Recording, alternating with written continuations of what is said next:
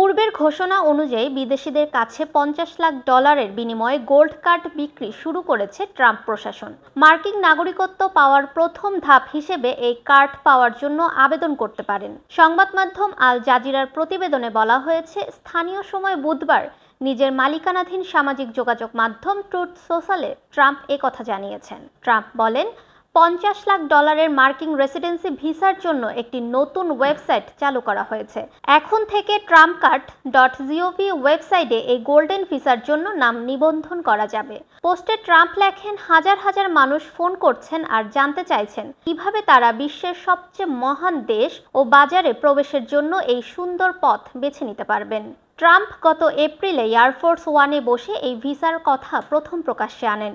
Air force ওয়ানে বসে তার মুখসহ একটি সোনালী রঙের প্রোটোটাইপ প্রদর্শন করেন। তিনি বলেছিলেন, এই বিশেষ অনুমতিপত্র সম্ভবত 2 সপ্তাহের মধ্যেই পাওয়া যাবে, যদিও এখনই এই ভিসা পাওয়া যাচ্ছে না। চালু হওয়া ওয়েবসাইটে আগ্রহী ব্যক্তিরা তাদের নাম, পছন্দের ভিসার ধরন ও ইমেল ঠিকানা জমা দিতে পারবেন। সেখানে লেখা রয়েছে, ট্রাম্প কার্ড আসছে।